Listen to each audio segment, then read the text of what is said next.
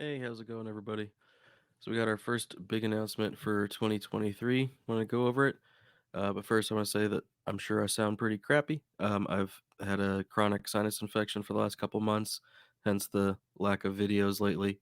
But this is really big news. I wanted to go over it. Also, be able to dissect some of the taglines that are going to be taken out of context or assumptions that will be made that probably won't be correct. So let's go through and cover LG's 2023 lineup, including the G3, which supposedly is going to have MLA, or the micro or meta lens array, which is their new big thing to boost their brightness up. So this is from Flat Panels HD. This just came out a few hours ago, just before CES is about to start. So we're going to cover the whole lineup, which is going to be the A3, B3, C3, G3, and Z3. So same lineup as 2022, but now with a 3 in it.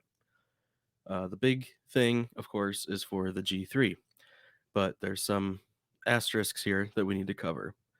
So, I'm going to bypass some of the marketing words like brightness booster max. That doesn't tell you anything. Um, I really, like, all companies do that, and I always just ignore those marketing terms because they don't mean anything. So let's get to where there's actual meaningful information here, where it says the G3 will be up to 70% brighter, full screen versus a regular OLED such as the B2 or B3. So this is very important that they're specifically pointing out the B series because the B2 was on par with the C1. So this is not going to be 70% brighter than a G2 or even a C2. And we're talking full screen brightness, which is actually really good because I'd rather see full screen brightness get brighter because that's the only area where OLED really needs to improve at this point is in the higher APL scenes. And this is directly going to affect that. So, how we break this down um, before we get into the rest of this statement, the C1 and B2, and then assumedly now the B3 because they bundle it here with the B2, are roughly around 130 or so nits in a full field measurement. So if this is 70% brighter on the G3, then we can expect around 220 nits, give or take a few. And this is at D65, so you're accurate, mode. So that's great because the G2 was in the 170, 180 range. And there's very few scenes where the G2 can't quite get as bright as it should for a higher APL scene. Now, obviously, if you're watching hockey or sports or something, then OLEDs are still gonna trail LCDs there. But I'm talking typical HDR movies, HDR shows, a lot of general cinema type content. For the most part, OLEDs are pretty close now to being able to get the high APL scenes reasonably to where they should be, but this is going to help that even more. Now, if we look at the rest of the statement, however, it only applies for the 55, 65, and 77-inch sizes. The 83 and 97s will only be 30 to 40% brighter, and there's some missing context here to this sentence. Does that mean 30 to 40% brighter than the 83 and 97-inch G2, which was already pretty substantially lower than the smaller size G2s? Or is it saying 30 to 40% brighter than the B2, B3? So I'm going to assume that this is what they mean, that the smaller sizes are getting the 70% brighter than a B2, B3, or C1, and the 83 to 97 are 30 to 40% brighter than the B2, B3, C1. So if that's the case, then that would put the 83 and 97-inch G3 somewhere close to where the current 77-inch or 65-inch G2 is today. So that means they're just going to bump those up to where we already have now, whereas the 55, 65, and 77s are going to get the big bump. So this is, at this point, kind of expected after seeing how the larger sizes are being treated, but it also is a disappointment, especially the 97-inch, when you're paying $25,000, I don't think you should be getting a cutback version compared to other models in the lineup. If they need to do that, then I don't think it should be called the G3. I think the larger sizes, they should have another moniker for those larger sizes if they can't equal the smaller sizes. But that's my opinion. Now, in real content, is it going to matter? Most of the time, no. In real content, most of the time, they're going to be equally as bright as each other. It's very rare that you get highlights and scenes that are actually going above what these panels are capable of. It does happen from time to time, a few scenes here or there, certain movies, but it's single digit percentage wise of scenes that you're watching would actually need the brighter capability to go above 1,000 nits. Now, the other thing too, if we scroll down here, as we're talking about now, smaller highlights. So this is saying the G3 will be somewhere in the range of 1,800 nits, maybe a bit more with Vivid. So the G2, so Flat Panel said that they measured their G2 to 930 peak with 166 full screen.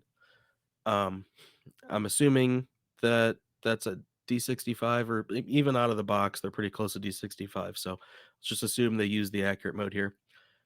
And they're speculating 235 nits for full screen, 2100 absolutely maxed out in Vivid, and 1800 in an accurate picture mode. So to break this down more, so at 930 nits, that's pretty average. Mine sitting right here, 900 nits at D65 and a 10 or smaller percent window.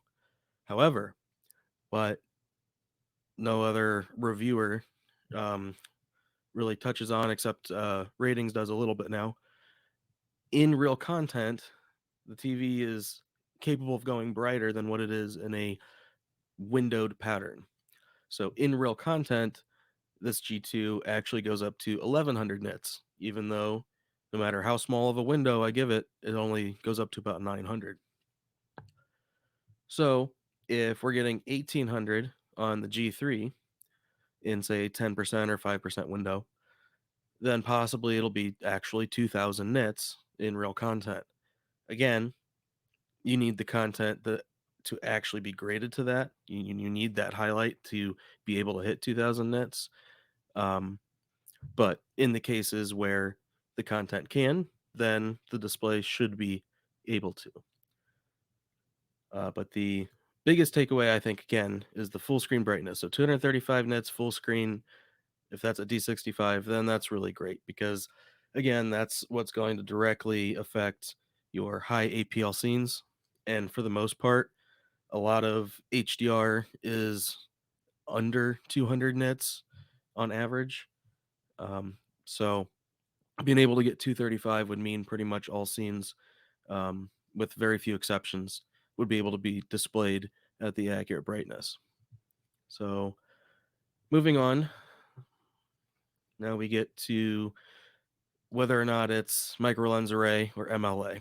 So LG did not specify if it is or not in the G3, but Flat Panels HD says their sources is indicating that it is.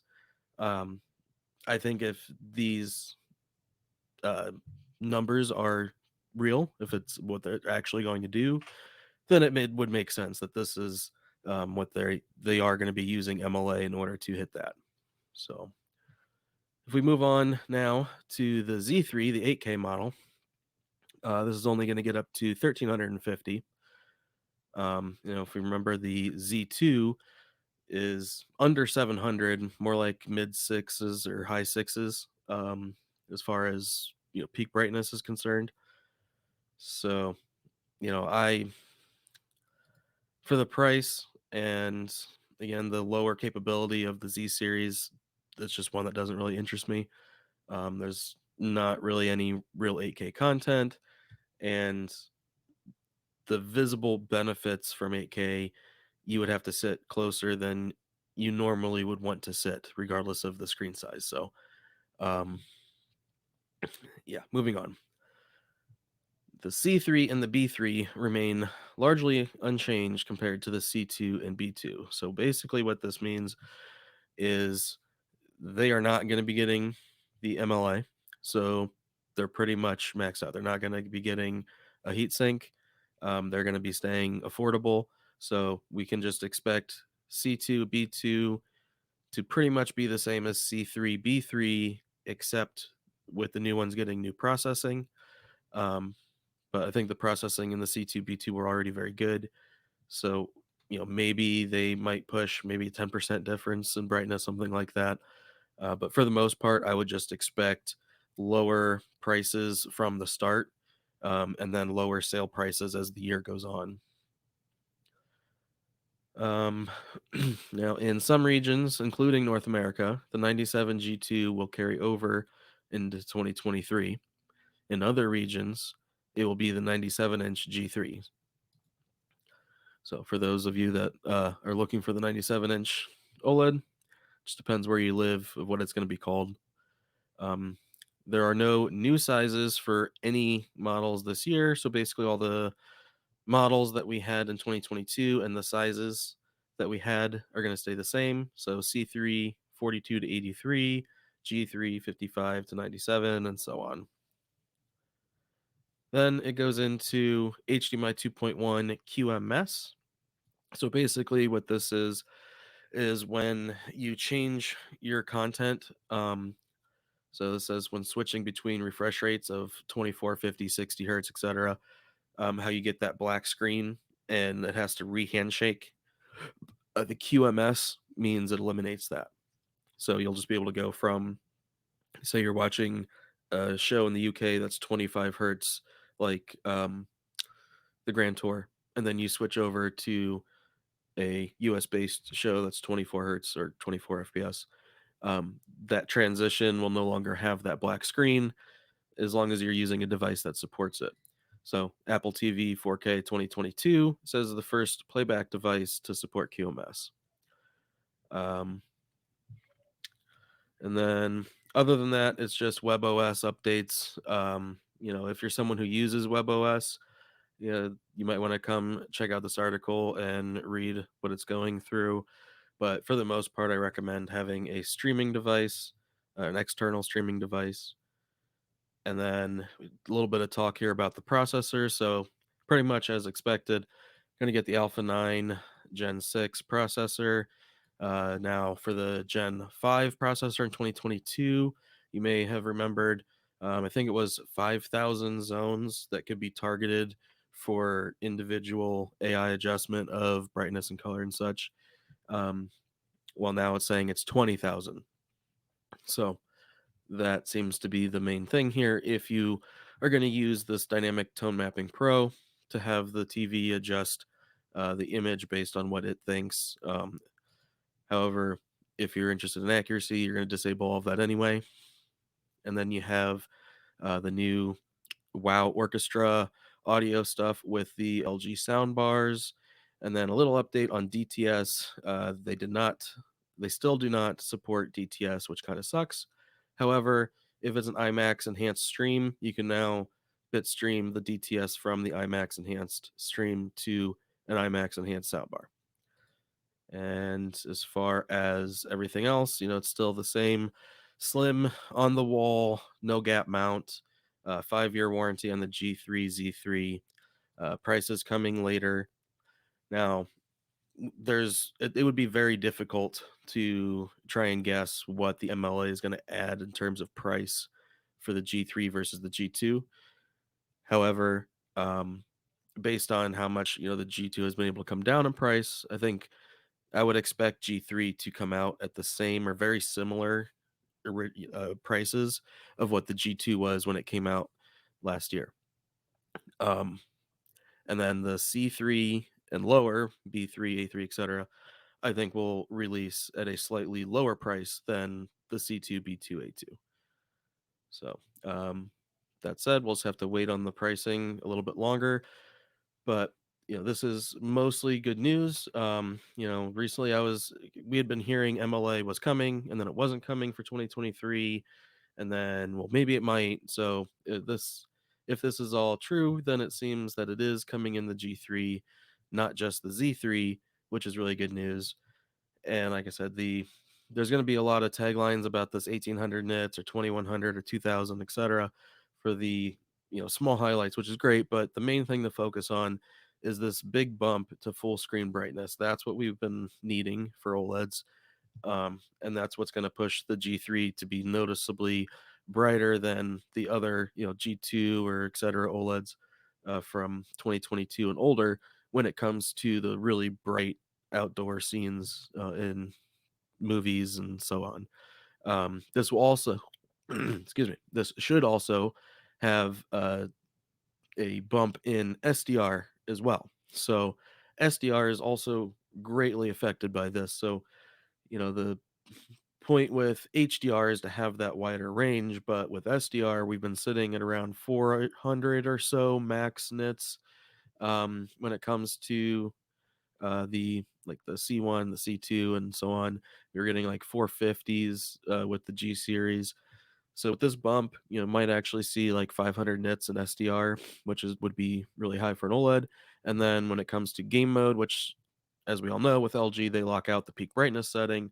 If that continues, it should at least mean, I would guess, over 300 nits for game mode in SDR, which should be plenty for most people, and that shouldn't be an issue anymore.